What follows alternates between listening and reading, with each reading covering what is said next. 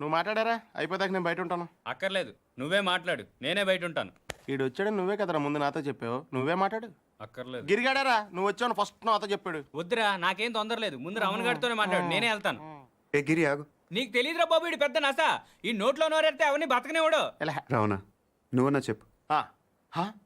రే చూసావా, మనమేం చెప్పకుండానే మన ఇద్దరు పేర్లు చెప్పేశాడు. నిజమేరా? అదిరా ఫ్రెండ్షిప్ అంటే. నువ్వు ఉన్నావు ఎందుకు వేస్ట్ ఫెలో. రే పార్థు, నువ్వేం మారలేదురా, కొద్దిగా పొడిగాడు అంతే. నువ్వు కానీ. అక్కర్లేదు, నువ్వే మాట్లాడు. పార్థు, నువ్వు ఊరు వదిలిన కాడి నుంచి బెంగతో సాయంత్రం ఇప్పుడు భోజనం కూడా చేయట్లేదు తెలుసా? అదేంటి, డాక్టర్ కదా మానేమన్నాడు, నువ్వు లావ్ అయిపోతున్నావని.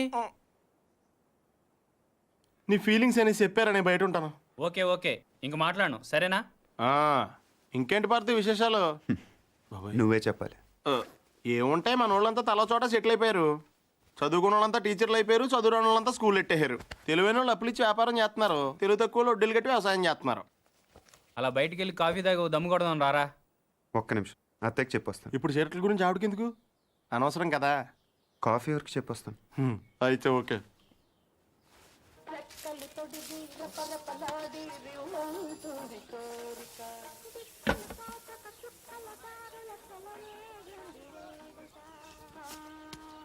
సాంబార్ చప్పగా ఉంది. గ్లాస్ మార్చండి. సాంబార్ దగ్గర మంచినీళ్ళు ముంచి తినేస్తున్నాడు. చాలా రోజులు అయిందిరా ఇక్కడికి వచ్చి. అప్పున్నావా?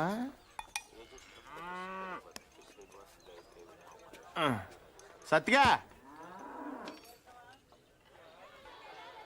బావా, నీకెప్పుడు మన శేఖర్ గడి విషయంలో బాధ అనిపించలేదా? నాకు మాత్రం చాలాసార్లు మనం తప్పు చేసామనిపించిందిరా. ఇప్పుడు అవన్నీ ఎందుకురా? ఎందుకంటావేంట్రా, ఇటు చేసిన తప్పు కదా. మరి అప్పుడే చెప్పొచ్చు కదా. అప్పుడు నా వయసు 10 ఏళ్ళు. అప్పుడు ఆడ వయసు 10 ఏళ్లే. ఎన్నైనా చెప్పరా, నువ్వు అలా చేయటం మాత్రం తప్పురా. ఎలా చేయటం? జీవితంతో పందెం కాయటం, అది 10 ఏళ్ల వయసులో. కరెక్ట్ అంటారా?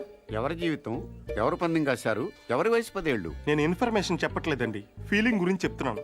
ఎందుకు ఫీల్ అవుతున్నావు? ఫీల్ అవ్వాల్సిన సంఘటన కాబట్టి. ఏంటా సంఘటన? ఎందుకు సార్ పాతగాయని మళ్ళీ రేపుతారు? ఎవరు రేపింది, ఏంటా గాయం? ఎప్పుడో 12 సంవత్సరాల క్రితం జరిగిన విషయం సార్ అది. అదే ఏంటా విషయం? చెప్తే చెరిగిపోయే తప్పు కాదు సార్ అది. అలాంటప్పుడు ఎందుకు మొదలెట్టారా? నా మానాన్ని నేను మాడిపోయిన మసాలా దోశ తింటుంటే జ్యోతిలక్ష్మి డాన్స్ చేసినట్టు వినిపించకుండా, కనిపించకుండా, చూపించకుండా తినేసింది ఎవరు? అసలేం జరిగింది, ఏం జరుగుతోంది, ఏం జరగబోతోంది నాకిప్పుడే తెలియాలి. తెలిసి తీరాలి. చెప్పరా.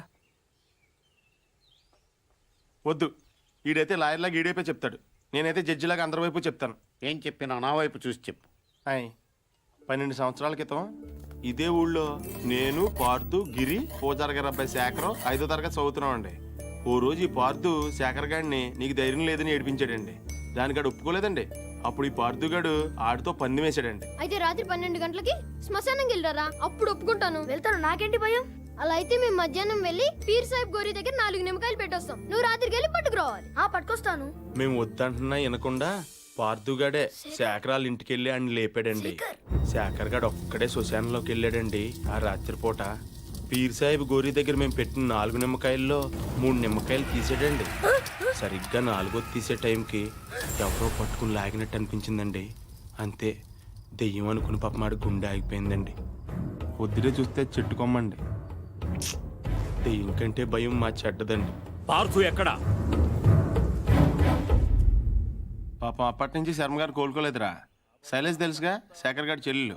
ఆ మధ్య ఆయాసంగా ఉంటుందని హాస్పిటల్కి తీసుకెళ్తే హార్ట్లో హోల్ ఉందని చెప్పారు. ఆపరేషన్ 2 లక్షల దాకా ఖర్చు అవుతుందంట. శర్మ గారేమో ప్రతిదానికి ఆ దేవుడు ఉన్నాడు అంటాడు. ఈ నైవేద్యం పెడితే గానీ భోజనం చేయడం రాముడు ఈయన కష్టాలు ఏం తీరుస్తాడు చెప్పు. తింటావా? వద్దా? కొన్ని జనం ఏమైనా చేస్తారా అనుకుంటే ఈ గుళ్ళోకి వచ్చి దండం పెట్టుకెళ్ళేవాళ్ళే కానీ దక్షిణేశ్వరుడు ఒక్కడు లేడు. Worst fellows.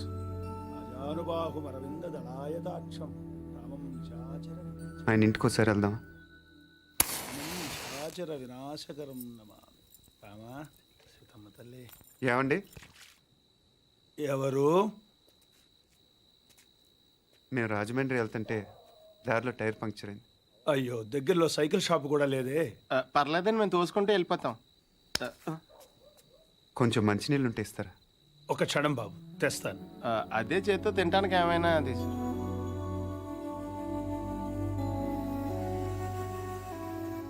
మనం హెల్ప్ చేయడానికి వచ్చాం, బోన్ చేయడానికి కాదు. హెల్ప్ చేయడానికి వచ్చినట్టు నువ్వే పార్దు అని చెప్పేచ్చు కదా. టైర్లు పంచర్లు అబద్ధాలు ఆడతావు ఎందుకు? నాకు నిజం చెప్పడం కన్నా సాయం చేయటం ముఖ్యం. సాయమా? ఇదేనా చిన్న చితక కోఆపరేషన్ అనుకుంటున్నావా? అలా అమ్మాయి గుండె ఆపరేషన్. తెలుసు. తెలుసా? మీ ఇంట్లో చెట్లకి ఏమైనా డబ్బులు కాస్తున్నాయా? వేళ్ళింట్లో కాస్తే సరిపోదా?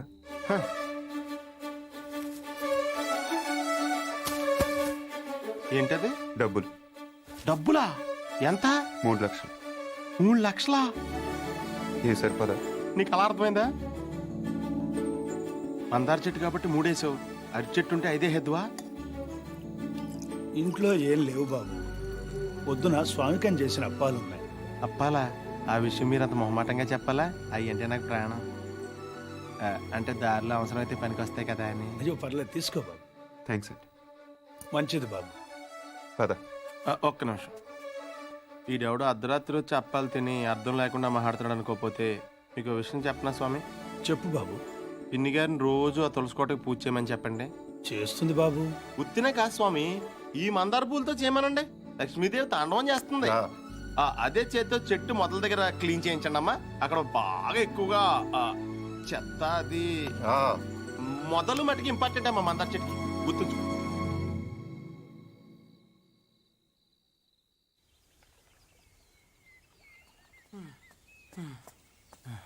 ఎక్కడున్నాడు? పార్దు, పార్దు.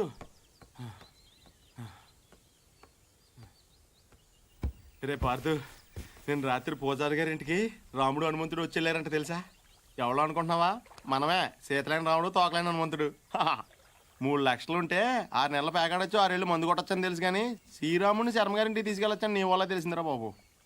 ఏంటే మాట్లాడవు? దేవుడు డల్లగా ఉండకూడదు. నేను దేవుణ్ణి కాదు, కనీసం మీలాగా మనిషిని కూడా కాదు. ఇంకా నయం పార్దుని కాదనలేదు. అవును, నేను పార్థుని కాదు. అంటే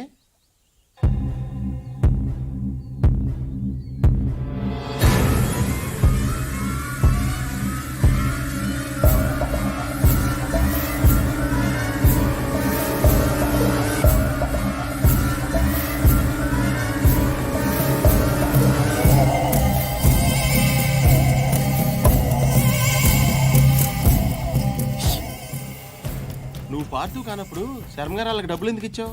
పార్థు వల్ల శర్మ గారి కుటుంబానికి నష్టం జరిగింది కాబట్టి. అసలు నువ్వు మూర్తి గారు మనవడమే కానప్పుడు ఈ ఊరు ఎందుకు వచ్చావు? నా వల్ల పార్థు కుటుంబానికి నష్టం జరిగింది కాబట్టి. కొంచెం కన్ఫ్యూజింగ్గా ఉంది కానీ అర్థమైంది. పార్దు పార్దు, ఇంకొక లాస్ట్ క్వశ్చన్ అడుగుతాను. శివారెడ్డి నువ్వు చంపనప్పుడు వెళ్ళి ఎవరు చంపారో కనుక్కోవచ్చు కదా? ఎవరిని అడగను? ఇంకెవరిని అడుగుతావు? శివారెడ్డి పోయాడు కాబట్టి బాజిరెడ్డిని అడుగుతావు. అడగగానే చెప్పడానికి బాజిరెడ్డి ఏం చిన్నపిల్లాడు కాదు. అలాగని చెప్పి వదిలేస్తామేంటి? పోలీసులతో కొంచెం గట్టిగా అడిగించు. పోలీసులు కూడా నా కోసం కొంచెం గట్టిగానే తిరుగుతున్నారు. అమ్మో, అయితే నువ్వు కొన్నాళ్ళు బయట తిరగకుండా ఉండటం మంచిది. ప్రస్తుతం నేను చేసేది అదేగా. కదా? పార్దు, అడగగానే నీ సీక్రెట్లన్నీ నాకు చెప్పేసావు. ఒకవేళ నేను ఎవరికైనా చెప్పేస్తే? నువ్వు అడిగావు కాబట్టి చెప్పలేదు రావునా, నేను నమ్మాను కాబట్టి చెప్పాను. అది కదా నేను ఎందుకు నమ్మానంటే హనుమంతుడి కన్నా నమ్మకమైన రాముడికి ఇంకెవరున్నారు చెప్పు.